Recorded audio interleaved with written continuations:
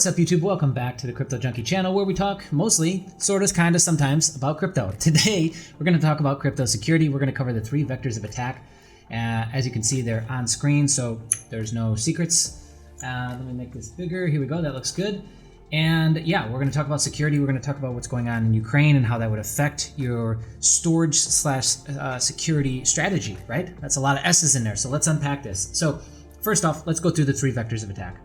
First one is that you're stupid, like in its most pure sense, like not condescending or malicious intent, just like literally stupid. So you make a mistake. So you go out and do something on the internet, whether you fall for a phishing attack, whether you fall for some other attack via email, or something occurs where you fall for it and you do a team viewer and you share your screen, or you share your seed phrase or something like that because your education level is not there. Should probably put you're ignorant, because that's a cleaner way of saying it, the observation versus the insult. But you do something and you lose your crypto because of that, right? So that's number 1. And that is a vector of attack that's based on education, yeah? An intelligence level. So number 2 is you're doxxed in some sort of way, whether it's your Twitter account, your ETH address, your face, some part of you is doxxed. So then because of that, depending on what the rest of your operational security looks like, you're then at risk, right? For somebody to get to know you, a woman to come into your life magically and mysteriously at a crypto event, which are those are some of the dumbest things to go to, unless you have direct business to handle and get done, or you have a deep understanding of what that game actually is. If you don't understand the game, then don't go into the arena where the sharks and the wolves are, right? So you're doxxed in some sort of way, so that opens you up to, you have an attack surface, right? That's been disclosed now to the public. And third is Mother Nature. And this is the one that we're really going to focus on today in this video. Is Mother Nature is more like a tsunami comes, or a storm happens, and a flood, and something, the power goes out, or something happens, whether it's a short-term small thing that just sets you back and is a huge inconvenience, or an insanely crazy thing like war, right? So in Ukraine right now, how many people had to stay in that country that didn't want to fight? Let me just note that didn't want to fight or stand up for their land, that had to stay there because they had to wait for the bank to open, to go to the security box or the safety deposit box to get the other half of their seed phrase or something like that, right? So usually when we're talking about security and safety of your cryptocurrencies, it's good strategy to separate lock from key.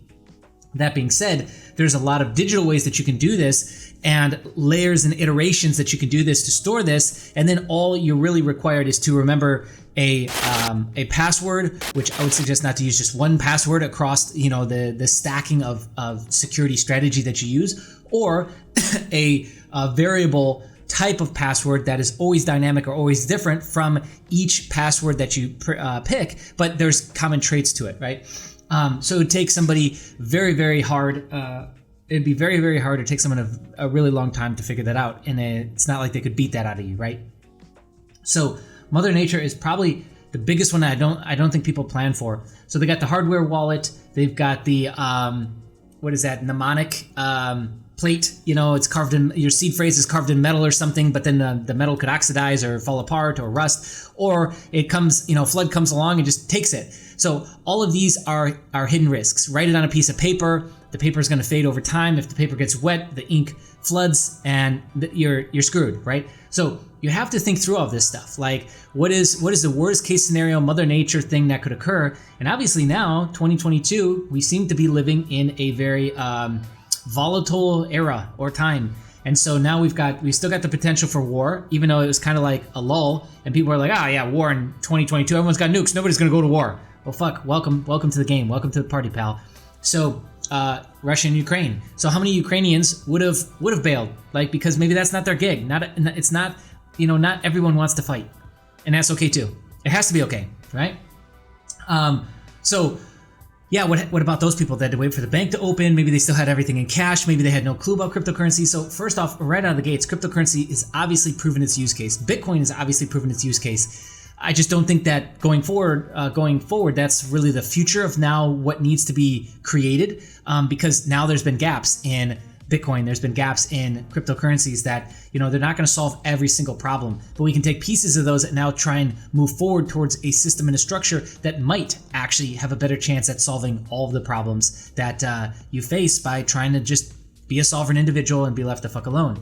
So taking your security serious is obviously a must-have at this point, right? But we have to take it a step beyond that, because we have to be able to recover our seed phrases quickly. And then if you have them stored in a safety deposit box and you have the seed phrase broken up into 2 or 100 different parts, or you need a book to, because it's a cipher of some sort and you need a book to translate it, well, what is the likelihood of you being able to get to that book, then get to the lock and key in time if there was a war, emergency, alien attack, or something that comes and happens? I would argue that if there was an alien attack, you probably wouldn't be worried about your crypto. But nonetheless, I digress. You just have to think of that, is in the moments of emergency, do you really want to throw one more thing on your plate? And so I'm not telling you which way to go. I'm just putting all this out there so that you can use it to question and cycle through with your own security strategy to obviously test it, bench test it, and make sure that it's still the best thing that you could be doing, right? And that's it. Like these conversations, I feel like, are getting to be more and more important by the day with what we're witnessing in the world around us.